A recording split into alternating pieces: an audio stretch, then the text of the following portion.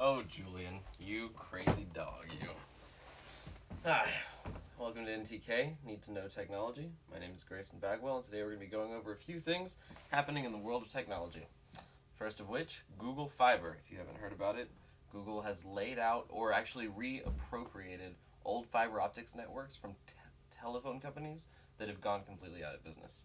In doing so, they've amassed one of the largest fiber optic networks in America in one company, and they're testing it in Kansas City. Brought up my own theories about how they probably just want Kansas City to use the internet more, because they're offering 1 gigabyte per second speeds, and the average right now is around 500 megs. 3 to 500 megs is pretty standard internet download speeds. But Kansas City doesn't use the internet enough, so Google is dropping 1 gigabyte speeds on them as a test market, and hopefully they will use it well, and then Google will supply the whole America and then the world with 1 gigabyte fiber optics cables on Google Fiber. There are no data caps, and I think they're only charging $100 a month for their service, which is much better than anything else anyone's ever going to find, and all hail the new Google overlords. In more serious news,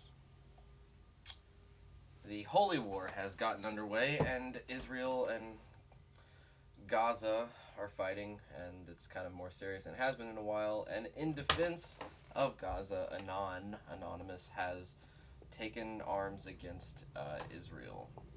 And we've seen Anon do other things in the past for the plight of the common man and trying to really fight the good fight, and has been sort of successful in a lot of their endeavors, taking down major credit card combinations and Amazon and other things. And then a lot of people went to jail. Samu's gone, and this time around they're really not getting too much accomplished. And what could they do, really? I mean, this is really a ground war that's being fought. It's nothing having to do with data or financial things. If they were to cut off, even, I don't know, cutting off data, which is something impossible, basically they haven't really done much this time, and it's kind of a shame to see them sort of scrawling around like that. That's what's happening in Anonymous news. In the lighter side of things, today we're going to teach you a quick little trick that you can use. Say you are at a public computer space, maybe a library or a lab or anything, and you're using the internet. Let's, for instance, use Google Chrome, or I guess Safari would probably be a more... Most schools use Safari, right? Safari or Firefox. Actually, we'll just go through all the browsers, and I'll show you how to do this in every browser, and it'll make more sense. And basically what it is private browsing. So when you're using any computer on the internet, it's sort of tracking cookies, and everyone knows this, but there's a super easy way just to make it stop tracking everything you're doing. And it's not like you're subverting the system. Web monitors, and the IP addresses will all still be logged in like the back stash of the servers, but the immediate browser will collect no data about your sign-in names, sign-in passwords, if you can do online banking, just anything. So if you're going to be using any public computers, and with any of the browsers, you can go into Safari and click on the actual Safari tab and just click private browsing. And immediately what that'll do is ask you if you want to turn on private browsing.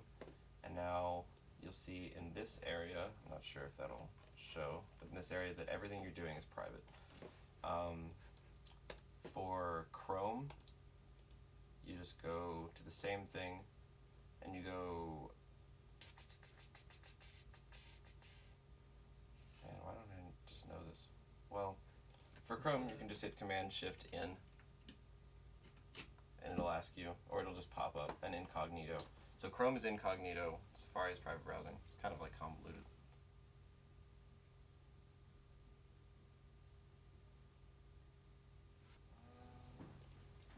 Oh yeah. Oh yeah, that's Control-Shift-N. So that's where it is in that. See, that's why I don't know. That's why all of them are different. And then for Firefox, it is in Tools, and you go Start Private Browsing, which is also Command-Shift-P.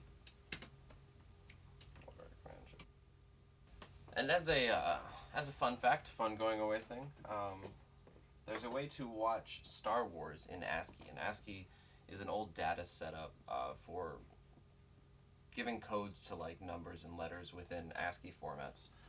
So it's kind of a way to type out different symbols when not able to type certain symbols.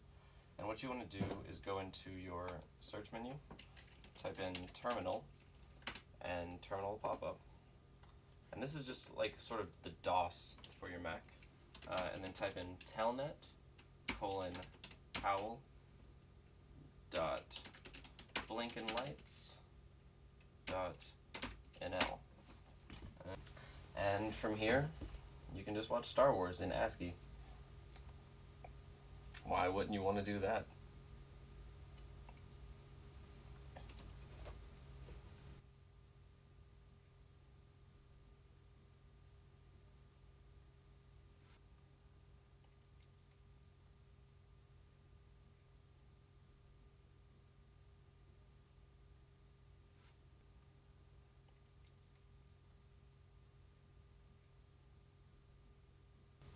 And we'll see you next week. And we'll see you next week. And that's all. See you next week. Everybody at NTK here hopes to see you next week. And I'll see you next week. See you in a week. Maybe I'll see you next week. Next week? Alright, see you there.